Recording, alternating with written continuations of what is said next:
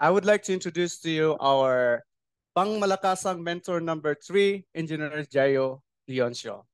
Engineer Jayo is an accomplished structural engineer with over 10 years of experience in the field of civil engineering. He founded JEML Engineering Consultancy, which has provided exceptional structural design solutions to clients for many years.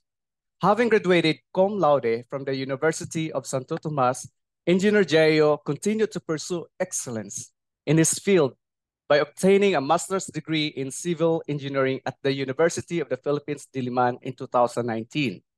He has an impressive academic track record, having topped the board exam twice in the same year of his graduation in the BS Real Estate Management. Engineer Jayo attributes his success to his strong work ethic and the exceptional training he received under the guidance of the Alpha Real Estate Review Center. He holds 4 PRC licenses as a civil engineer, master plumber, real estate broker, and appraiser. He is set to impart his vast wealth of knowledge by being a mentor at Alpha. About his education, he graduated Bachelor of Science Real Estate Management at Lyceum of Alabang in 2023. Graduated MS Civil Engineering, Master Science Civil Engineering, University of the Philippines, Diliman in 2019. Graduated Bachelor of Science Civil Engineering, University of Santo Tomas in 2012, cum laude. His achievements: real estate broker, board exam, 3rd placer in 2023, this year. Real estate appraiser board exam, 5th placer in 2023, also this year.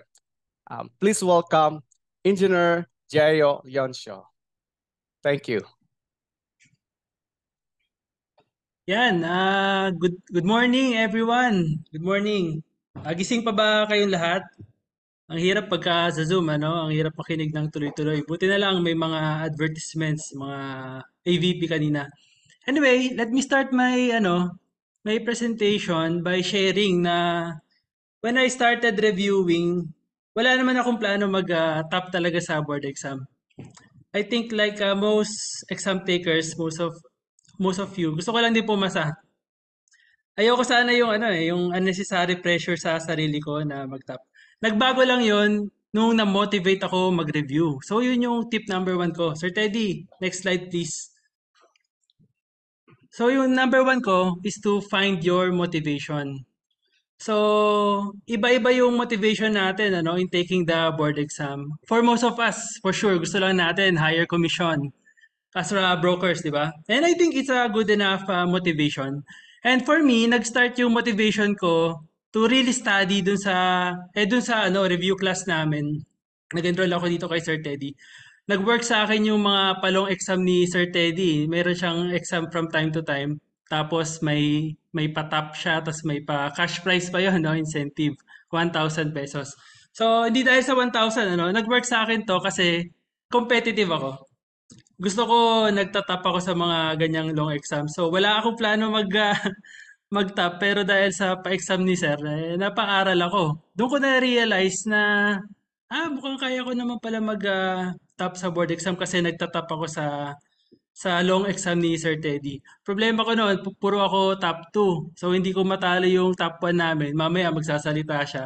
So, doon ako lalong na-push, no? So, gusto ko gusto mag-top 1. So, competitive ako and I'm an achiever. So, yun yung nag-motivate sa akin to study hard.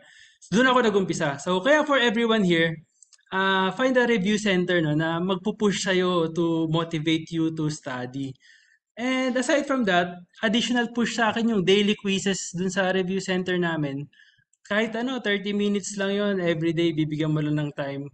Marami exam yon minsan 1 to 100 items.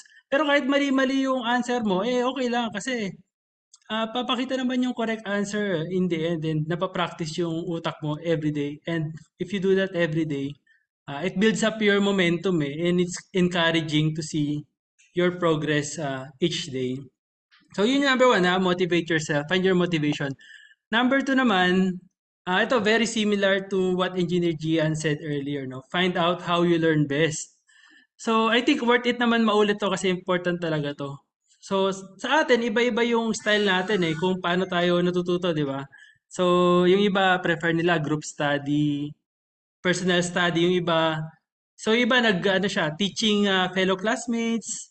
Some of us, isang review center lang yung in-enrollan. Yung iba naman, multiple review center. Tapos yung ibang classmate ko, ginagawa nilang podcast yung mga lectures, ano, kasi recorded lang yan. Pinapakinggan nila sa sasakyan. So, umpisa pa lang, alamin mo na kung ano yung nag-work sa'yo. So, kung mas natututo ka sa study group, mag-join ka na agad ng study group. Get together na kayo ng group mo para makapag-build kayo ng momentum. Kung personal study naman, mas natututo ka doon, sariling aral, maglagay ka na lang sa schedule mo kung anong time ka uupo para mag-aral, di ba? Tapos kung mas natututo ka makinig sa mga lectures, mag-enroll ka sa maraming review center.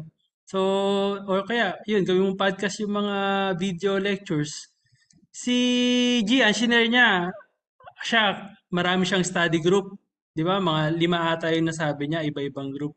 Ako personally, ang style ko naman, mas natututo ako pagka self-study. So, mag-isa lang ako, tahimik, tas nagbabasa lang ako. Tapos, in terms of review center, ang style ko naman, isa lang din. Isang review center lang yung in-enrollan ko. Tapos, sinupplement ko na lang yun ng personal study. Hindi na ako nag-review sa maraming review center. Kasi, una, ang hirap makinig sa lecture ngayon, no? Dahil online lang sa Zoom. Yung topic sa board exam, sobrang daming words, no? Kasi mga laws yan eh. Puro paragraph yan. Kaya pag nakikinig ako, maya-maya na nakatutok na ako sa cellphone. Tapos hindi ko na nasusundan yung lecture. Meron bang nakaka-relate dito ng ganon? So, ngayon ba, meron bang nagsi-cellphone habang nagsasalita ako? So, mahirap talaga, no? Mahirap makinig pagka sa Zoom. So, kung mag-enroll ako sa iba pang review center, multiple review center, feeling ko ganun lang din yung gagawin ko eh. Kaya isang review center na lang. Pangalawa, kaya isang review center lang in-enrollan ko, binibigay naman ni PRC yung topic sa board exam. So, lahat yan, more or less, nadadaanan ng review center na i-enrollan nyo. Kay Sir Teddy, more or less, nadaanan. And I'm sure kahit sa ibang review center, dadaanan nila lahat yan, more or less. So, para sa akin, enough na yung makinig ako sa topic ng isang beses, tapos instead of listening to it again, same topic sa ibang review center, mag-dedicate na lang ako ng time para mag-aral, no, sarili ko, personal study, because that works for me.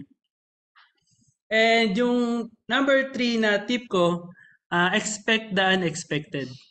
So, sa board exam, kahit na naaral mo lahat, nabasa mo lahat, tapos confident ka, meron pa rin meron talaga mga out of this world question.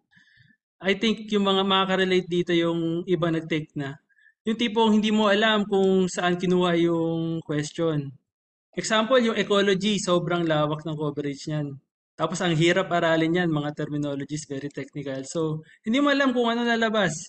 Isa pa sa amin, yung brokerage exam namin, ang daming real estate, finance, and economics. Sobrang dami, kaya ang hirap na hirapan kaming lahat doon. So, expect the unexpected. Huwag kayong mag-panic during the board exam kung sunod-sunod hindi mo alam yung sagot. Isipin mo na lang kung nag-aaral ka naman tapos nahirapan ka, for sure, nahirapan din yung mga kapwa mo board exam takers. So, in that sense, pantay-pantay kayong lahat no, na nahirapan. So yun, very simple lang yung mga tips ko. So, in closing, kwento ko lang, no? Meron akong anak, 5 years old. Tinuturuan ko siya magdasal. So, before the board exam, kada gabi, nagdadasal kami. Sabi ko sa kanya, oh, anak, Jillian pangalan niya. Pray for daddy to top the board exam kasi gusto ko mag-top. Nag-aaral naman talaga ako. Nag-aaral ako. So, every night, she will pray that with me. Tapos, after ng board exam, katapos ng brokerage na, dahil sobrang hirap ng exam, nung kinagabihan nun, nadasal ulit kami ng anak ko. Sabi ko, anak, pray for daddy to pass na lang the board exam. Kasi nahirapan talaga ako. Pero hindi ko talaga in-expect na magtapa na. But again, expect the unexpected. So let me emphasize lang in closing na mahirap yung real estate brokers exam. Mahirap yung brokers. Sino dito yung mga nakapag-appraisers board exam na? I think meron dito, may mga nakita na ako kanina. Para sa mga nakapag-appraisers na, mas mahirap yung brokers. Malayo ang diferensya. And this is not to discourage you, but instead, gusto ko, seryosohin niyo yung review. So, very nice itong ginawa ni Rebop Global. Ang aga pa lang, nag-put up na ng ganito. So, put time and effort sa pag-review. Hanapin niyo yung motivation niyo. Enroll in a review center. Makinig, try your best na makinig sa review class. Read and reread. Connect with your friends. Connect with us. Connect with Alpha. Ako, may mga nagme-message siya sa akin. So, sinasagot ko yan pagka may nagtatanong sa akin. And I'm sure after this, after this Zoom ng Revap Global, you are very motivated to review. So, I encourage you to keep the momentum. So, for sure, kaya nyo yan. So, yun lang. So, be motivated. Again, my name is Jay Leoncio, your Alpha Review Mentor. Thank you very much.